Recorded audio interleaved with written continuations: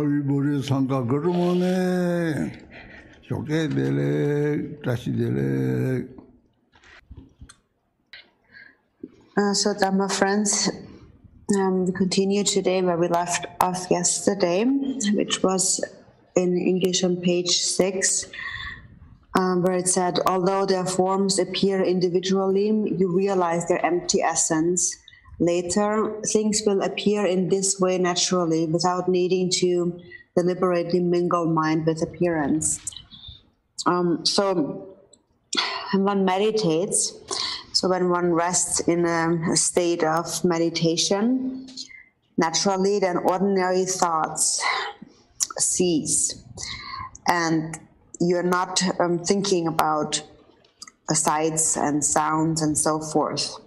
So therefore whatever arises is, you let it be as it is. And then it becomes almost like there's nothing really there. That's the experience that arises here. But then when you're not meditating, then again those things seem to possess a real existence. They're really there. So it has to do with whether or not you are analyzing in the mind. So when you begin to analyze those appearances, then they're actually there. But when you just let them be and you don't analyze and you don't grasp, you meditate, you just abide within that state of meditation, then the experience becomes naturally like this, like everything becomes naturally, like it says here, the empty essence. But then again, when you begin to analyze, then things again seem to truly exist.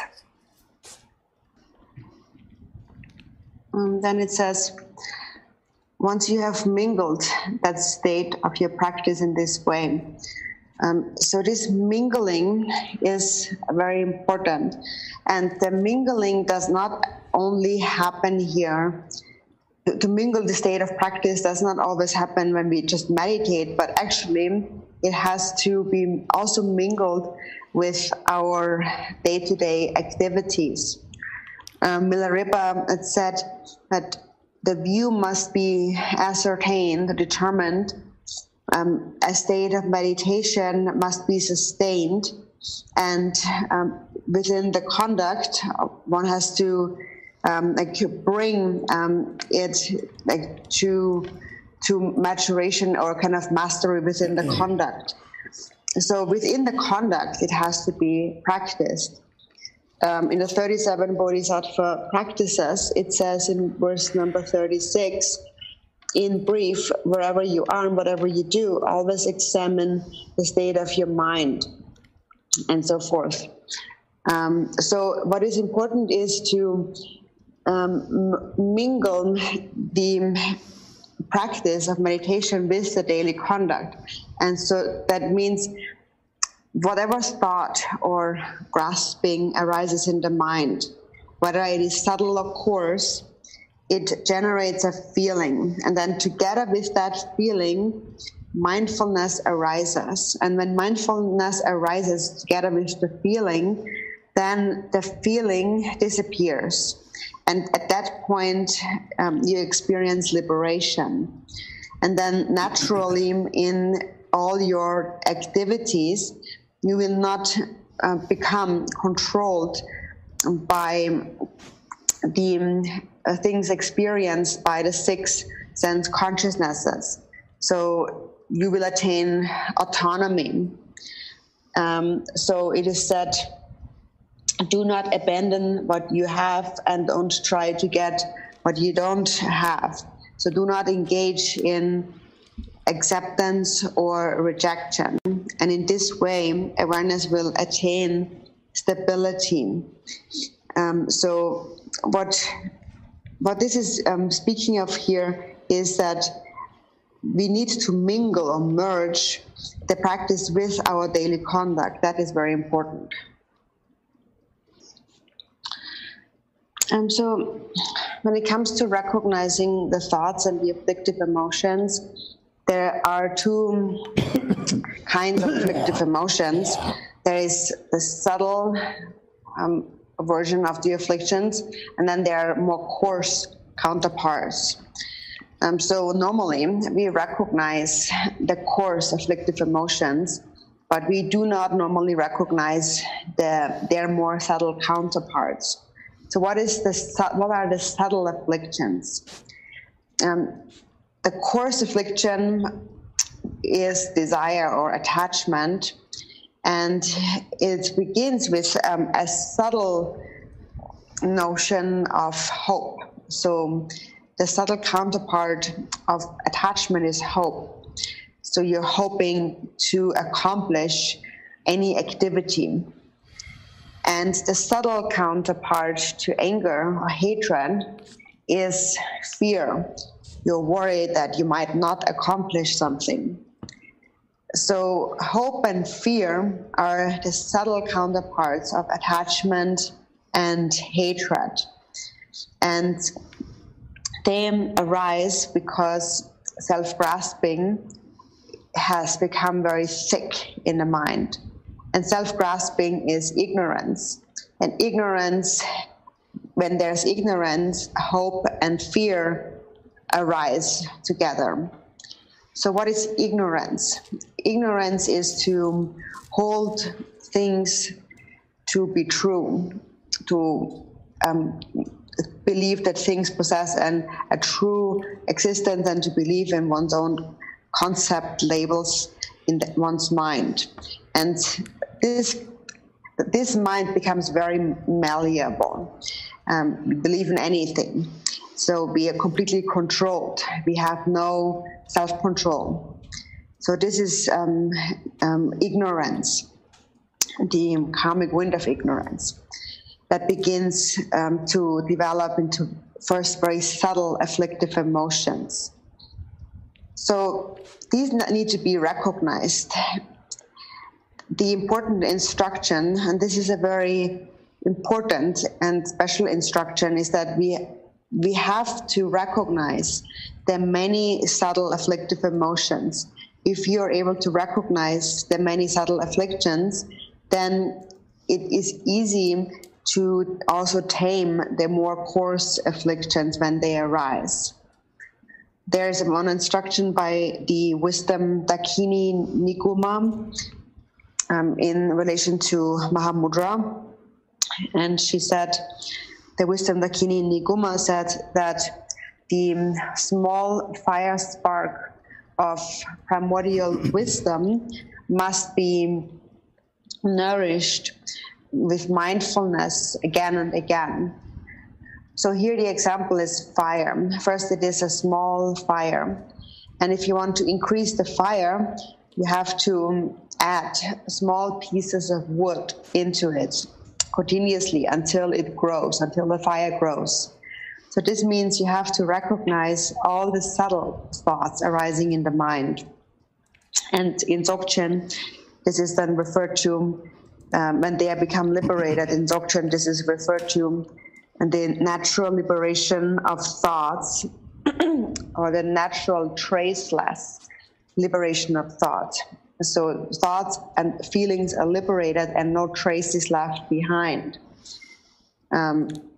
So first, if you're not able to liberate and recognize and liberate those subtle thoughts, then there is no way you will be able to liberate the more coarse thoughts when they arise, even if you try. So ice has to be melted slowly, gradually, on its own. So it takes its time to melt.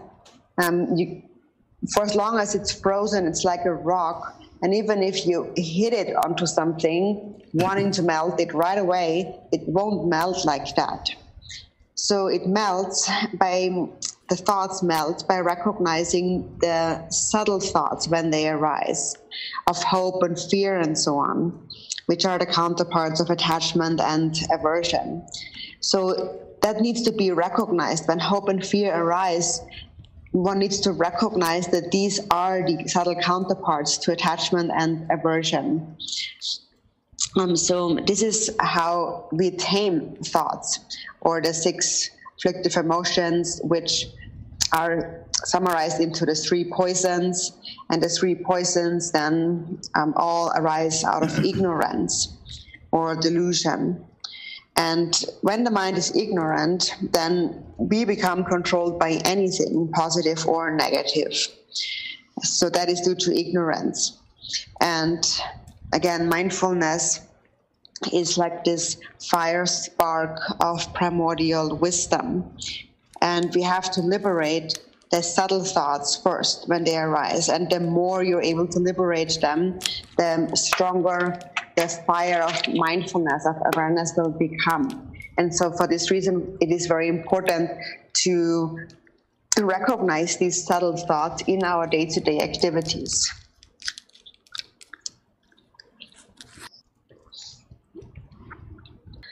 So then it says, and wherever mind pervades, there is Dharma. You will find that wherever space pervades, mind pervades, and wherever mind pervades, there is Dharmakaya. So now we, in terms of the first one, wherever space pervades, mind pervades. Also, in our when we mingle the state with, first of all, when we mingle the state of practice in this way, we do that throughout the day. And then also into the night, in the dream state, we continue to carry the state of practice on when we go through the different stages of the dream stage, which is referred to as the higher, middling, and lower levels. And in a dream state, then we might gain some recognition of the subtle and the deep sleep luminosity. So in this way, we continue to engage in practice, and then we find that wherever space pervades, mind pervades.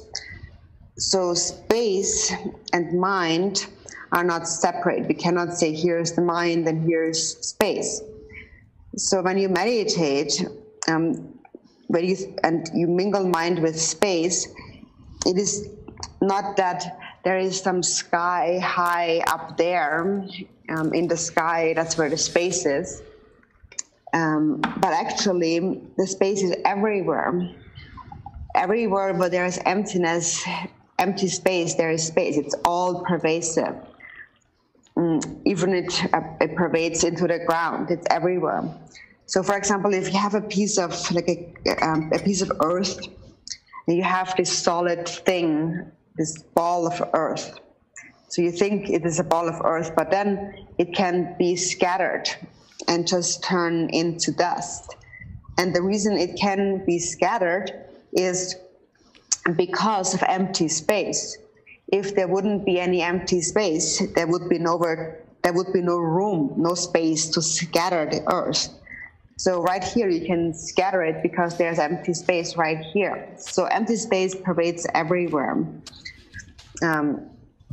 So this is how we first reflect. And then it is the grasping, that those thoughts, that things possess any true concrete existence, that defile the mind. Or it is like your glasses become foggy, so obscured by imprints. So due to various conditions that arise, these imprints then obscure the mind. So actually, space pervades all over, and wherever space pervades, mind pervades. Mind and space are indivisible. So when you practice meditation, then thoughts might cease for a moment. And when thoughts cease and you meditate, you naturally do not think about material things like earth and rocks. You just naturally abide within a state of emptiness. For example, you're sitting in this building, in this room. So first there is the building, but then you close your eyes and you meditate, and then there is no thought of there is or there isn't a building. For example, when you sit in this room and you visualize yourself as Chenrezig with 11 phases. And first the feeling might arise. 11 phases is a little high, so it might touch the roof, the ceiling of the building. So first that kind of feeling might arise. But then if you continue to meditate, close your eyes, then this whole concept, this sense of there being a ceiling, a building, disappears. There is no thought of its existence or non-existence. And so sometimes when it is difficult to just abide within a state of emptiness, then you can look at your body, focus on your body, and realize how this body doesn't really exist, and how each and every particle and core of your body is actually completely empty, and that there is no solid thing called the body. So of course, if it's not difficult to meditate, then you don't have to analyze any of that. You just meditate.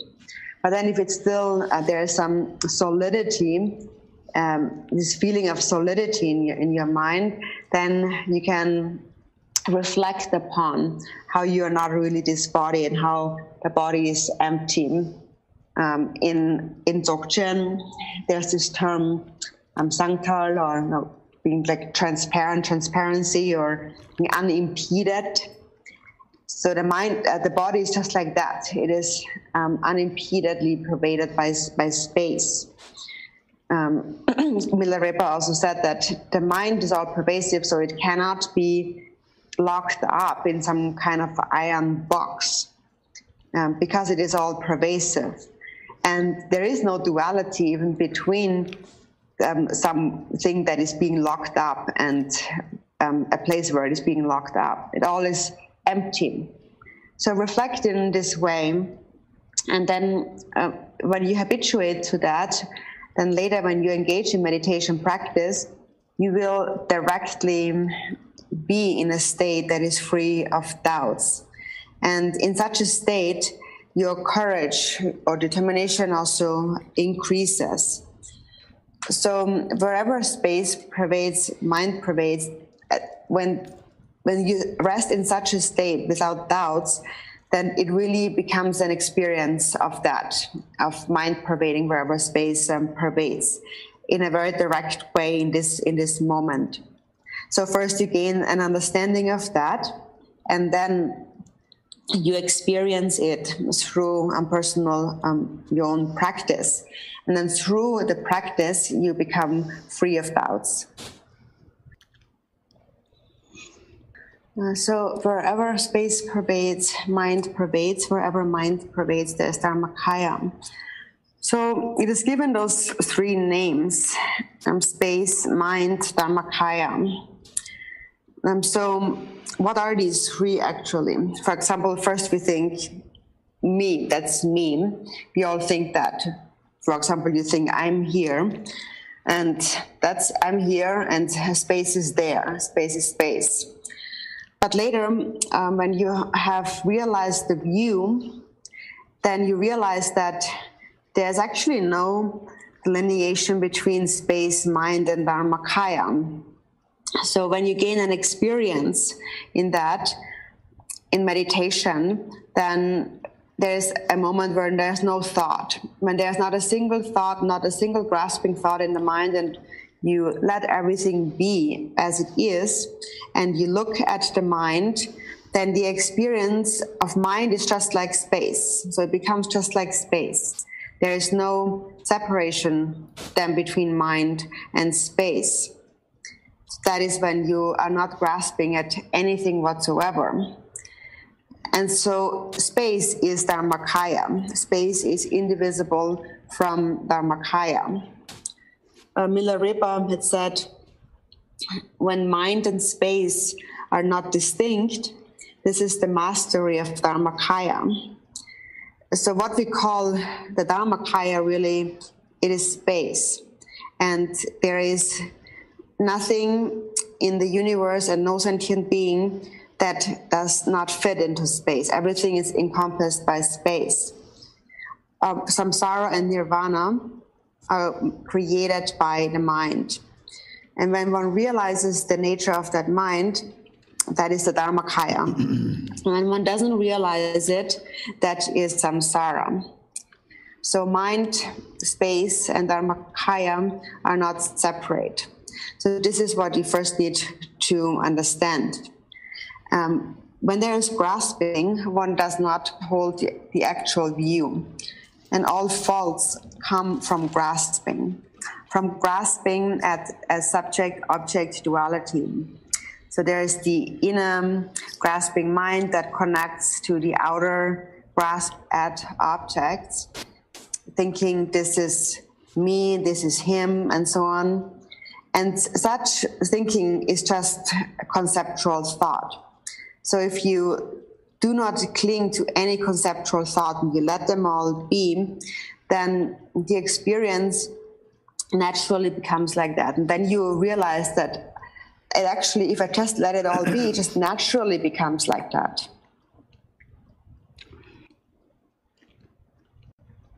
So then it says, which pervades the bare state of practice. So the bare state of practice is an important term. And what it means is when Gampopa received instructions from Milarepa, introduced him to the ordinary naked consciousness. And this was actually, showing him this was actually the greatest kindness. Because without knowing this, it seems that Buddhas and sentient beings are very far apart from each other. But once you recognize the ordinary naked consciousness, you realize that everyone has it. There's no one who doesn't. An animal, a little insect like an ant, everyone has it. It is just that they do not realize the nature of their own consciousness. But when you realize the nature of this ordinary naked consciousness, then you gain an experience and understanding of how mind pervades wherever space pervades. For example, if you're in a building without any windows, and then there's this little hole that you can peek through, then when you look out, you see the vastness of space outside. So it is just like that when you realize the nature of the mind. It is said, do not cut through the roots of phenomena, or do not inquire into phenomena, but inquire into the mind.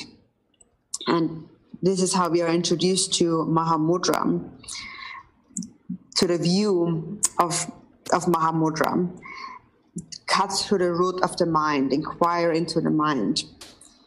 So this ordinary naked consciousness is given different names. For example, primordial wisdom. Primordial because it has been there since beginningless time, and wisdom because it is all-knowing. And when you realize its nature, you will naturally realize the nature of all. And that is Buddhahood. And so Buddha in Tibetan is Sangye, and Sang also means to awaken from ignorance. And it means to now see what you haven't seen before.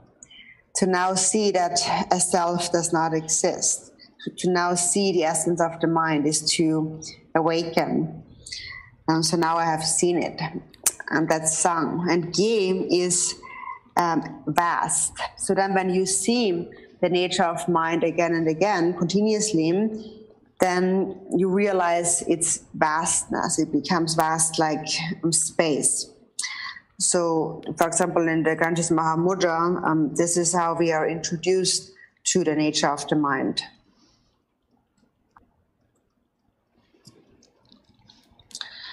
And this term Dzogchen, Chen means great, and it means that it is beyond size. So, which means it is non-dual.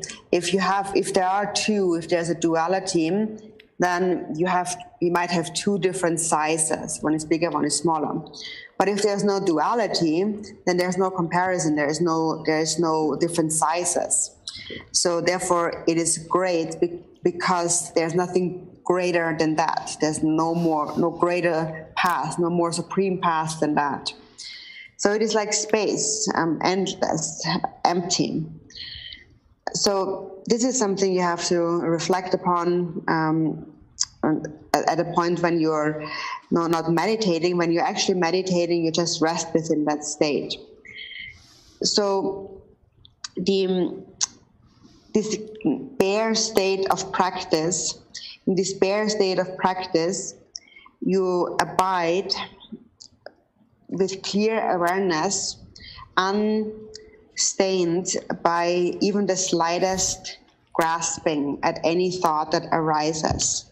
You're able to abide within the state with stability. And if you abide with stability, then whatever thought arises, you will be able to let it go. It will disintegrate. So this happens when the bare or the naked consciousness is recognized. And that is really the heart of all practice. It is to recognize this bare state, the naked awareness. So this term bare or naked is explained in many different ways. But in brief, it means to sustain awareness that remains untarnished by even the slightest thought or grasping. And when that is sustained, then no matter what arises, you will not connect to that. It is just like when mercury falls onto the ground, mercury stays self-contained. It doesn't mix with the dust. So it becomes just like that. Or you become like a lotus flower that grows from mud, but remains unstained by the mud. So that is similarly for being born in samsara and yet remaining untarnished by the flaws of samsara. And you remain untarnished when there is no grasping at a duality, when you abide within this naked awareness. So this term naked is explained in many different ways, but in brief, to remain within this bare state of practice, that is the root of all good qualities. So, and the bare state of practice is something that you will personally experience. When you abide within a state of practice, then you gain this experience. The first experience that arises is that it really is all pervasive. Then it says, when the mind comes to pervade naturally on its own, it is called the experience of one taste. But such a realization is still very far away. So this one taste, it is said diversity has one taste, and one taste manifests as diversity. So that diversity as one taste is that first there is the great diversity of samsara and nirvana. It is so vast and endless. Samsara is deep and vast, unfathomable. But it all arises from the dualistic grasping at self and other. The 6 afflictive emotions lead to birth in the 6 realms of samsara, and in its great varieties, coarse and subtle. And then likewise, the mind creates also the pure lands and the pure forms, which are a natural manifestation of bodhicitta. So going down into samsara, the creation of the mind, it becomes so vast that it becomes inexpressible. But it has a single root, and that is the ignorance that does not realize one's own true nature. So the mind is just like electrical energy. it can be vast and endless, all pervasive, but there's only one in the end. So this is how our thoughts are. If you look at your mind in any moment, it is said that there are limitless thoughts, just like dust particles. This is something that nowadays science also observes. They see the many movements of the mind. Or in Dzogchen, we speak about one's own thoughts projecting as outer visionary appearances such as rainbow lights and so on. And that actually corresponds precisely with some of the scientific statements. So then we perceive various visionary appearances like light spheres, these bindus, and then we enter into grasping. So this is often how we perceive them. But actually, whatever appears as the manifestation of the empty mind. So that is the one taste. And Tilopa also said that when the leaves and foliage of a tree grow out, or when the root grows dry, then the leaves and the foliage of the tree also will wither. And so similarly, when one realizes the nature of the mind, that severs the root of samsara and nirvana. No matter how vast samsara might be, it all has a single taste. So this is the understanding to be gained. And then when you engage in practice, then sometimes there's this experience of one taste that arises, but it's referred to as an experience because it doesn't last. It is only a temporary experience. But then such a realization of one taste is still very far away. So an experience is something that is present at times and not present at other times. But a realization is something that is unchanging. It always abides. So then it says, now in the same way, mingle the essence of your mind with the mind stream of the Guru. So at this point where we experience one taste, now within this state, now we look at the mind of the Guru and my own mind. Are they the same or different? So when you meditate, you realize that they are the same. There is one ground, yet two paths. So the basis, the ground of the Guru's mind and your own are one and the same. Just like water is always the same in essence. But then you may add some milk to the water, then it tastes very good, has a perfect flavor. And if you don't add anything, you just have water and it doesn't taste like anything. Or it might even become dirty water. So water appears in different ways, but it's still the same. In essence, it's water. But it appears differently due to various conditions. So here, when one engages in practice, one first recognizes that our mind is the same. And then secondly, when I cultivate bodhicitta, the bodhicitta in my mind and the bodhicitta in the mind of all the Buddhas of the three times are also the same. The relative bodhicitta of all the Buddhas of the three times and my own are one and the same. And on the ultimate level, the ultimate bodhicitta is the single basis of mind, which is like space or like pure water. And on that level, the Guru's mind and my own mind are also the same. So here you are looking into whether or not there is a difference. And so you find that samsara and nirvana have a single basis. My mind and the Guru's mind are not separate, therefore. There's no way we can be separate. the Jigong Master Dhammaratsa had said, recognize the Guru to be the Dharmakaya. So before we had mentioned space, Dharmakaya, and mind being one. So this is something we can actually, then this inseparability is something we can understand even in a logical way, and how we really are one. Even though on the outer level there appears to be different forms, but on the inner level of the mind, we are one and the same. So this is the understanding that is gained here.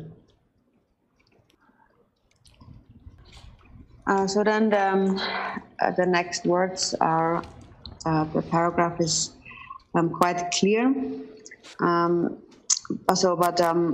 Sustaining the essence, they will become inseparable. So that sustaining the essence is that when you meditate, when you practice, you will gain an experience of being inseparable. But then when you're not practicing, there appears to be a separation. And then just as the rivers of India and the rivers of Tibet are considered to dwell independently in their own places, but are actually comprised of the same water, in the same way, the actual essence of your mind's own nature and the mind stream of your Guru are a singular empty essence. They are a singular clear nature, and they are a singular unceasing compassion. Thus, the merging of your mind with your Guru's mind is called Dharmakaya Guru Yoga. So the essence of one's own mind and the mind stream of the Guru are a singular essence. So we are the same. So that is when we engage in practice, and then we can become the same. But then in the world there's many different people. For example, there is some who kill others and who abuse others. So due to various conditions that arise, the mind temporarily is in a different state, not quite the same. So in Buddhism, first we take refuge and we cultivate bodhicitta. And once we have taken the refuge vow, we all have the same prayer, which is, may all beings have happiness and the causes of happiness. So we are not then considering ourselves as most important. And if you have this wish, then you are one with all the Buddhas after 3 times. So this is, in a way, these are the ways of the Buddha Dharma, like kind of the politics of the Buddha Dharma, that do not require an army or weapons or money, but it's a way of thinking. And one thinks about how to bring about the benefit and happiness of others. And there's no one who doesn't want to be happy. So the Buddha Dharma is a method to bring about one's own benefits and the happiness of others. So saying that our mind stream is the same, we have to look at our own mind, look at your own mind. The Guru tells you, cultivate bodhicitta. Have you cultivated bodhicitta? Have you cultivated immeasurable love? Have you cultivated immeasurable compassion? And how much? And then if you look at your mind and find, I have love, then your mind is the same as the Guru's mind. And for that to come about, you have to practice again and again. Then it will become the same, but it isn't the same right now. It is just like water. Water in essence is the same, but then temporarily it appears in different ways due to various conditions. So, and that's the reason why we need to meditate, why we need to engage in practice. So when we are saying that Buddhas and sentient beings are one and the same, that is, if sentient beings do not engage in practice, then they temporarily are not the same. It is just like no one can drink or wants to drink toilet water. So there are some people in the world whose behavior is very bad and who cause a lot of harm towards others. And they are still human beings. But it is important that we tame our own mind in order to ultimately become a Buddha. And then the basis of the mind is the same. So in brief, if you want to become just like the Guru, then you have to engage in practice. If you engage in practice, you become the same.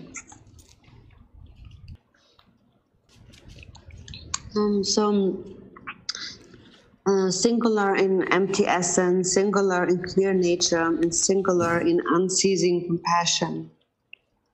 So when one actually abides within the nature of the mind, within the view, this is realized. The empty essence of the mind, the natural clarity, and the unceasing or all-pervasive compassion.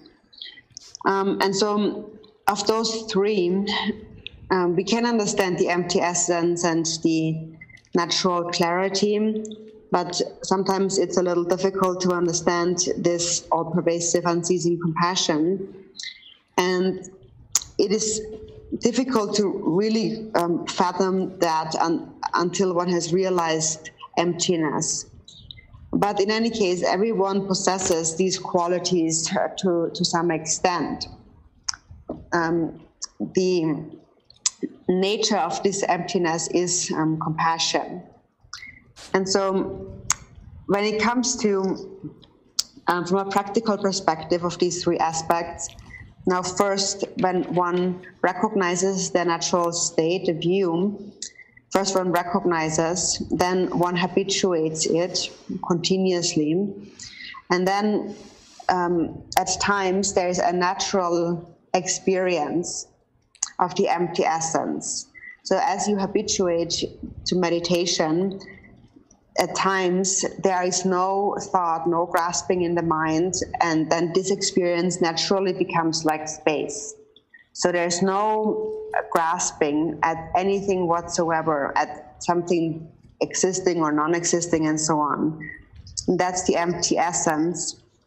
And the natural clarity is that there is a natural awareness there that knows its empty nature. And so sometimes first we begin with an analytical meditation that is bound to effort. We make an effort to meditate, but then sometimes it just becomes a natural experience. And when it becomes a natural experience, that is when we actually arrive at the fundamental nature of the mind. And this state is effortless. So sometimes we come to this state, and as we continue to meditate, we remain within this state for longer and longer.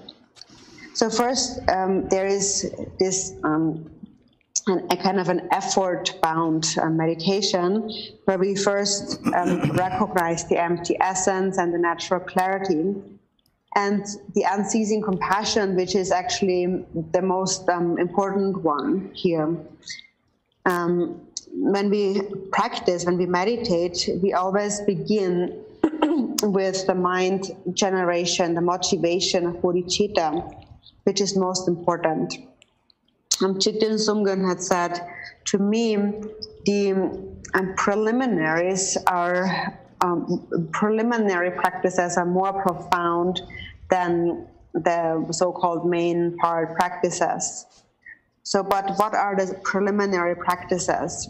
The preliminary practice to all Dharma is immeasurable love. That has to arise first. When immeasurable love does not arise, then immeasurable compassion cannot arise. And if that does not arise, then there is no way that immeasurable joy and equanimity can arise. So therefore, what's most important first is to cultivate immeasurable love. That is how we begin. So you become aware of the endless suffering of all those sentient beings. And then when you think about the number of those sentient beings in samsara, it just seems endless. There are as many beings as there are stars in the sky, or dust particles in the world, or water drops, and so on. It just becomes endless. But nowadays, it is something that science can actually measure. But it is also something that the Buddha had already realized in the past with his omniscient wisdom. By realizing his own mind, he realized that the vast appearance of sentient beings is are the karmic visions arising from their own mind. So he realized that it is all the mind, and therefore he saw the vastness of sentient beings. And so this is most important when it comes to our practice, the all-pervasive compassion. And so in order for compassion to become unceasing and all-pervading, first, the mind generation of bodhicitta is most important, and for that, to cultivate immeasurable love continuously is most important.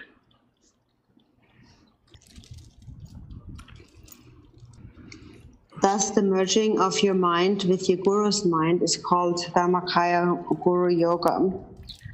The Trigu Master Dhammarata had said that understand the Guru to be the Dharmakaya. This is the perfect non-dual devotion. So when you rest within the Dharmakaya, within the view or the natural state of the mind, there is no need to make a deliberate effort to cultivate devotion. When you realize that the Guru is the Dharmakaya, there it becomes effortless. So your own Buddha nature. With regard to that, Gampopa had said, the cause is Buddha nature, the support is the precious human body, the condition is the spiritual teacher, and the method are the teacher's instructions. Also elsewhere it is said then, Buddha nature pervades all sentient beings. So the Guru that appears to you is referred to as the external illustrative Guru, the spiritual teacher, the lamas, and so on. And that Guru's form is the Nirmanakaya, the speech is the Sambhogakaya, and the mind is the Dharmakaya. And through the Guru you realize that the essence of your own mindfulness is indivisible from the Guru's mind. In the Nyingma teachings, it says through the condition of faith and devotion, you recognize that the actual absolute Guru is your own mindfulness. So mindfulness is the ultimate Guru. Also, when we take the refuge vow, it says, I take refuge in wisdom, the heart essence of the Buddha. So the perfection of wisdom. The perfection of wisdom is the realization of the natural state of mind. So that is the actual Guru that is indivisible from your own mind, this perfection of wisdom. And wisdom is beyond birth and death. So this is the nature of the Guru's Dharmakaya and also the Sambhogakaya. It transcends birth and death, and it is beyond coming and going. So then when you understand that, there is no need to have any doubts as to whether or not the Guru is actually present. Just sustain a state of non-distraction and cultivate the union of emptiness and compassion, sustain that continuously, and that itself is the actual Guru. So when you understand that the actual Guru is the Dharmakaya, and that means the ultimate guru that you have confidence or trust in is the continuous sustaining of the nature of mind. Om Mani Padme Hum, Om Mani Padme Hum, Om Mani Padme Hum. I better sangha take care.